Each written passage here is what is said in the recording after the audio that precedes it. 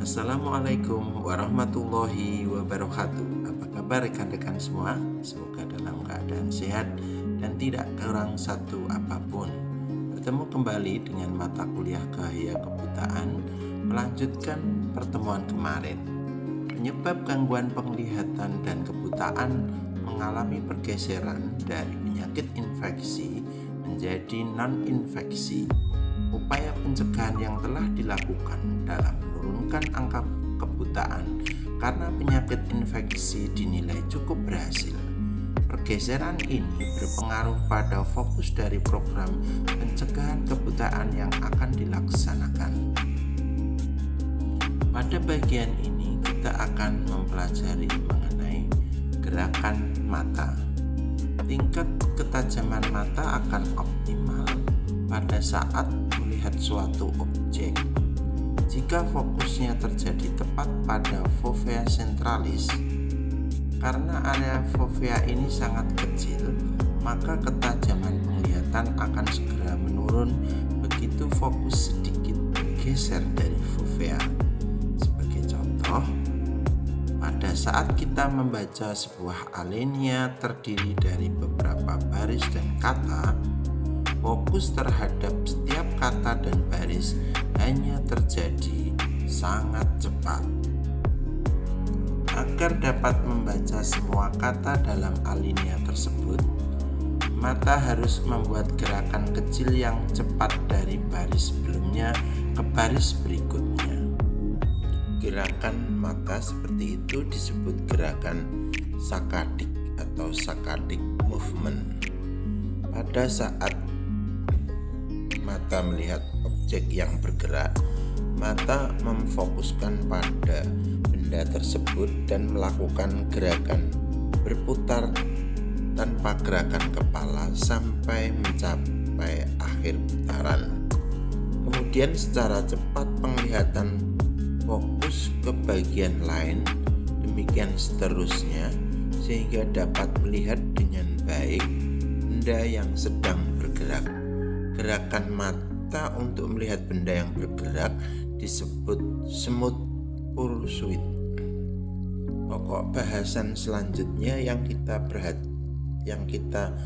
bahas adalah sistem persepsi penglihatan. Secara sederhana, bagaimana seseorang mengenali objek yang sedang dilihat dapat dijelaskan sebagai berikut. Pada saat seseorang melihat suatu objek tersebut memantulkan cahaya dan cahaya tersebut masuk ke dalam mata. Sebelum masuk ke dalam mata, mula-mula cahaya diterima oleh kornea dan diteruskan pada lensa melalui humor aqueous, pupil, dan lensa. Pada lensa, cahaya diteruskan menuju ke retina melalui badan kaca atau vitreous humor. Di retina, sel batang dan kerucut yang ada di retina merupakan reseptor penglihatan yang menghasilkan impuls listrik. Impuls listrik ini kemudian melewati permukaan retina menuju optik disk. Setelah itu, impuls tersebut disalurkan oleh saraf mata menuju lateral geniculate bodies. Sel-sel saraf neuron setengah bagian medial dari retina antara mata kanan dan kiri bertemu di kiasma optik, sedangkan sel saraf setengah bagian lateral dari retina tidak bertemu. Sel saraf setengah bagian medial dari salah satu mata dan sel saraf setengah bagian lateral dari mata yang lain bersama-sama melanjutkan optik terang. Sel-sel saraf dari lateral geniculate bodies diproyeksikan menjadi optik radiasi di area 17 di otak yang merupakan pusat penglihatan. Di samping itu, area 18 dan 19 juga merupakan pusat yang berhubungan dengan penglihatan. Di otak, impuls saraf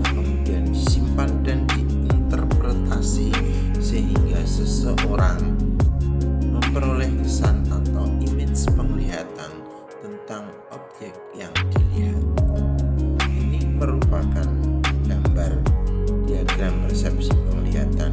Dapat Anda lihat pada gambar 16 pada slide berikutnya.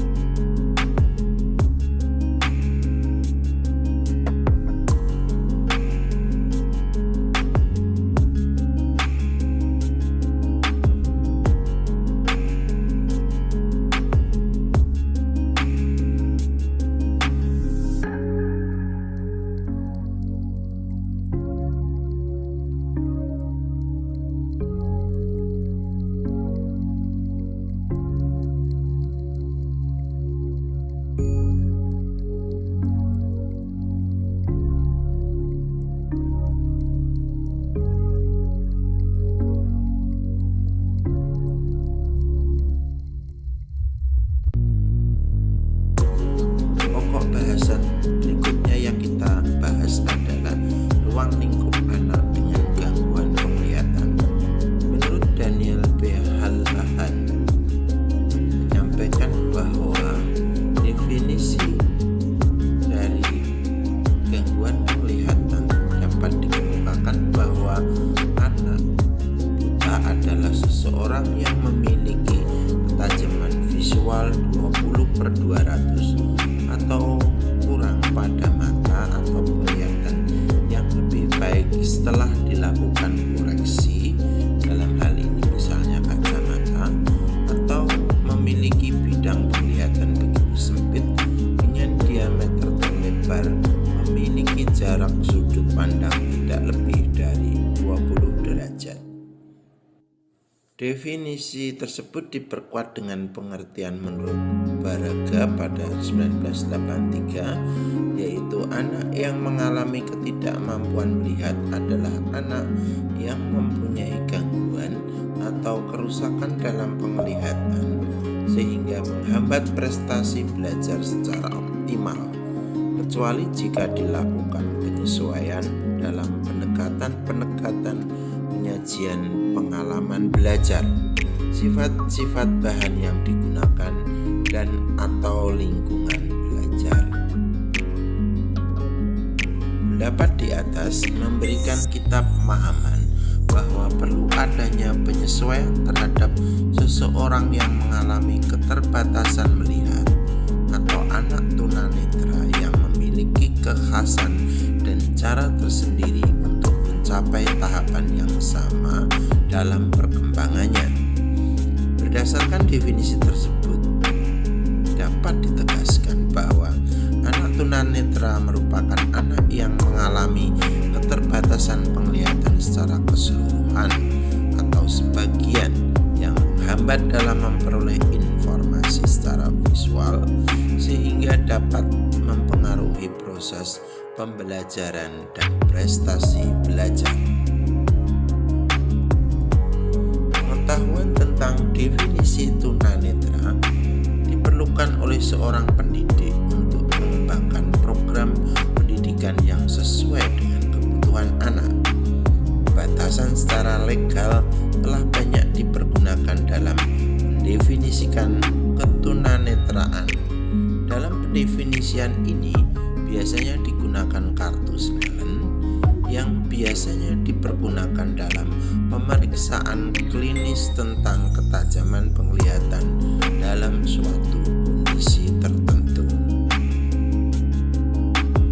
Selain batasan legal, ada juga batasan-batasan lainnya yang disesuaikan dengan tujuannya.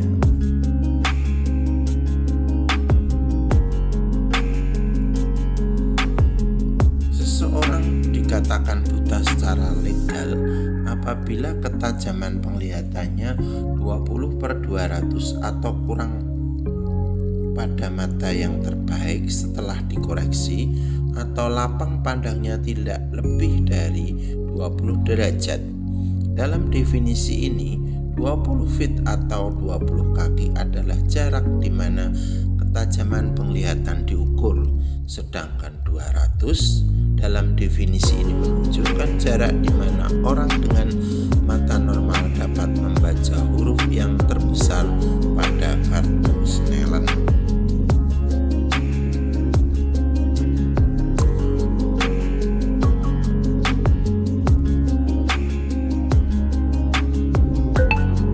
Bagian yang kedua dari definisi tersebut berhubungan dengan adanya keterbatasan pada lapang pandang, merupakan kemampuan seseorang untuk melihat objek ke arah samping. Kemarin juga sudah kita bahas tentang apa itu lapang pandang. Batasan legal ini dipertimbangkan penggunaannya dalam pendidikan, tapi kalau tidak dengan pertimbangan yang lain, maka hasil pengukuran tersebut hanya memberikan kontribusi yang kecil dalam perencanaan program pendidikan bagi anak-anak tunanetra.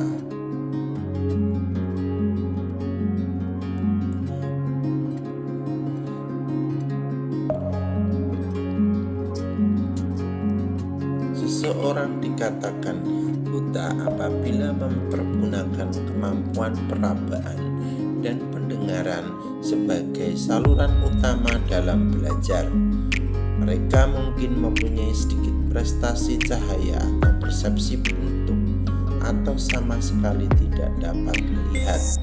Seseorang dikatakan buta secara fungsional apabila saluran utama yang dipergunakan dalam belajar adalah perabaan atau pendengaran. Mereka mempergunakan sedikit sisa penglihatan untuk memperoleh informasi tambahan dari lingkungan. Orang seperti ini biasanya mempergunakan huruf Braille sebagai media pembaca dan memerlukan latihan orientasi dan mobilitas.